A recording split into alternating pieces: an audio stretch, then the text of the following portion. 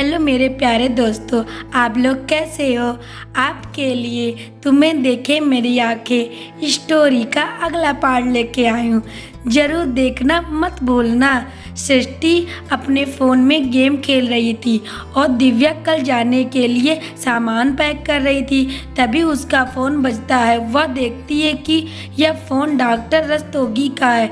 वह सोचती है कि इस टाइम डॉक्टर रस्तोगी उसे फ़ोन क्यों कर रहे हैं, लेकिन फिर वह फ़ोन उठा लेती है। दूसरी तरफ से आवाज़ आती है, आई होप मैंने आपको डिस्टर्ब नहीं किया हो। तो दिव्या कहती है, नहीं डॉक्टर रस्तोगी, कहिए कैसे याद किया। डॉक्टर रस्तोगी कहते हैं कि मैं आपसे मिलना चाहता हूँ, यह बहुत ही अर्जेंट है। दिव्या पूछती है कि क्या फ़ोन पर ही मैटर डिस्कस नहीं किया जा सकता। तो डॉक्टर रस्तोगी कहते हैं कि नहीं, यह थोड़ा सीरियस है, आपको खुद ही यहाँ आना पड़ेगा। कुछ देर सोचने के बाद दिव्या कहती है, ठीक है तो फिर मैं कल यूनिवर्सिटी आ रही हूँ, फ़ोन रख देती हूँ। Doctor Rastogi Delhi university of medical science senior professor थे। दिव्या यूनिवर्सिटी के बोर्ड मेंबर्स में थी।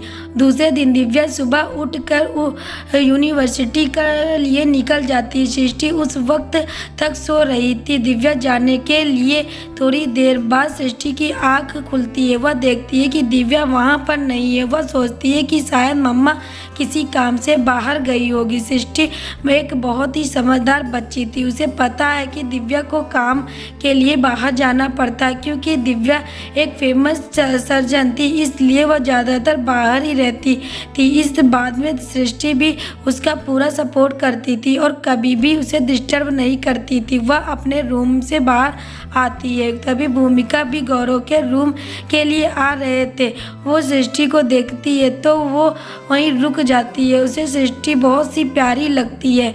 उसे देखते ही वो कहती है, I little angel how are you, you are so cute. इतना कहकर वो सृष्टि के गालों पर प्यार से किस कर देती है। सृष्टि को भूमिका बहुत पसंद आती। सृष्टि ने भूमिका को गौरव के साथ देखा था, इसलिए वह उसे पहचान गई थी। तभी वह भूमिका से पूछती है कि कुल अंकल कहाँ, क्या आप उनके साथ ही रहते हो। भूमिका प्यार से सृष्टि को अपनी गोद में उठाते हुए लगता है आपको आपके कूल अंकल बहुत पसंद है। तभी सृष्टि चहकते हुए कहती है, हाँ और मुझे बहुत पसंद है, वो कितने हैंडसम हैं।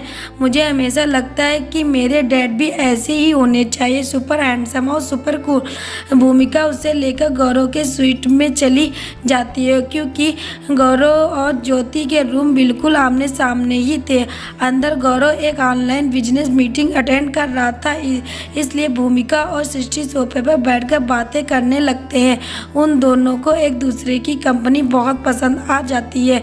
बातों में भूमिका नोटिस करती है कि सृष्टि की पसंद नापसंद और उसका स्टाइल काफ़ी हद तक गौरव से मैच कर रहा था। यह सब देखकर वह काफ़ी हैरान थी। वह सोचती थी आखिर इतना इंसिडेंट कैसे हो सकता है। भूमिका को कुछ गड़बड़ लगती है। वह सोचती है कि कोई ना कोई बात तो ज़रूर है। भूमिका एक ऑफिसर बनना चाहती थी, क्योंकि वह बातों को बहुत जल्दी पकड़ लेती थी।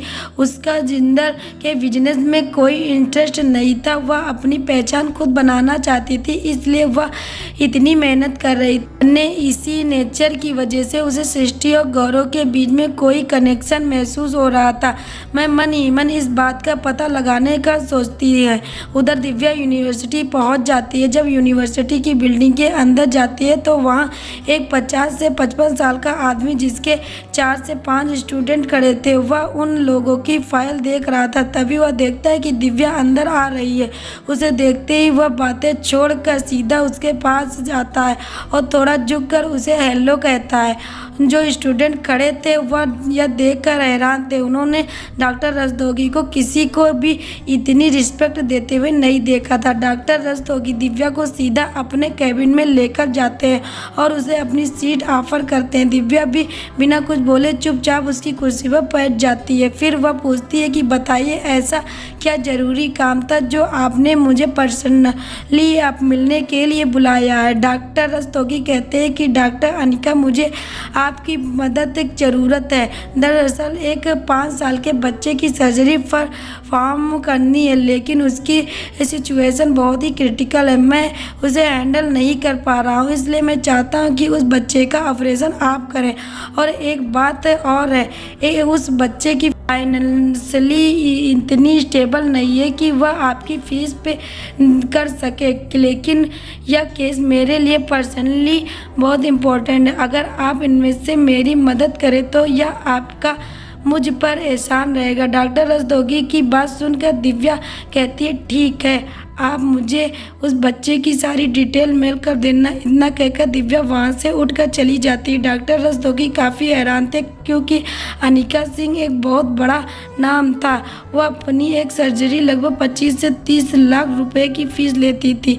इतनी बड़ी सर्जरी फ्री में इलाज करने के लिए इतनी आसानी से मान जाएगी, यह बात डॉक्टर रस्तोगी ने कभी नहीं सोचा था। उधर आकाश के गुंडे होटल के बाहर खड़ी नज़र बनाए हुए थे, लेकिन सृष्टि अभी एक बाहर नहीं आई थी। इंतजार करते करते रात हो गई थी। तभी उनके पास आकाश का फ़ोन आता है और वह उनसे पूछता है कि उस बच्चे की कोई अपडेट मिली। तो उसका आदमी जवाब देते हुए कहता है कि नहीं अफसर, अभी नहीं, वह लड़की बाहर नहीं आई है, लेकिन आप चिंता मत करिए, हम लोग बराबर नज़र बनाए हुए हैं। जैसे ही वह अकेली मिलेगी हम लोग तुरंत अपना काम कर देंगे। आकाश, तुम लोगों के लिए यही बेहतर है, इस बार मुझे कोई गड़बड़ नहीं चाहिए, नहीं तो तुम लोगों की खैर नहीं। इतना कहकर वह फ़ोन रख देता है और उसके आदमी फिर से अपने काम में लग जाते हैं। तभी उन लोगों को सृष्टि बाहर आती हुई दिखाई देती है। उसे देखते ही लोग अलर्ट हो जाते हैं। सृष्टि ने भूमिका के साथ पूरा दिन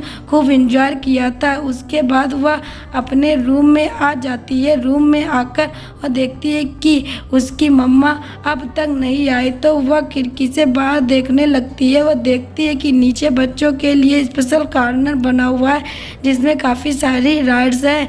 उसे देखकर वह खुशी से अपने दोनों हाथ हवा में उछाल देती है और कहती है ये। वह खुशी से उछलते हुए नीचे जाती है। तभी आकाश के आदमी जो इसी बात का वेट कर रहे थे, जो वह देखते हैं कि सृष्टि अकेले जा रही है, तो वह अलर्ट हो जाती है। जैसे ही सृष्टि बाहर आती है तो उनमें से 2 आदमी उसके पास जाने लगते हैं और लोग बिल्कुल इस तरह से दिखते थे जैसे वह लोग यहाँ के गेस्ट हो।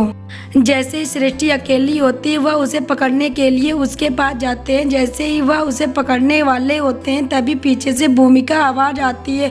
वह सृष्टि को ढूंढते हुए नीचे आ जाती है। भूमिका अपना शक दूर करने की सोचती है, इसलिए वह सृष्टि और गौरव का DNA टेस्ट करवाने का प्लान करती है, लेकिन अभी वह उन दोनों में से किसी को भी यह बात नहीं बताना चाहती। वह सोचती है कि अगर रिपोर्ट पॉजिटिव आई तो ही वह गौरव को बताएगी। वह सृष्टि को गले लगा लेती है और इसी बहाने उसके ड्रेस पर लगा हुआ बाल अपने हाथ में ले लेती है। सृष्टि को उसे देखकर पूछती है, हेलो दीदी, आप यहाँ, क्या आप भी मेरे साथ खेलोगे? तो भूमिका कहती है, नहीं बच्चा, मुझे थोड़ा काम है, आप खेल लो। इतना कहकर भूमिका वहाँ से चली जाती है। वहाँ गौरव के नाखून का सैंपल पहले ही ले लेती है और सीधा लाइब्रेरी के लिए निकल जाती है। इधर सृष्टि खेलने में बिजी हो जाती है। वहाँ पर और भी बच्चे होते हैं, इसलिए आकाश के आदमी अभी कुछ भी नहीं कर पा रहे थे। वह बस इसी बात का इंतजार कर रहे थे कि सृष्टि कब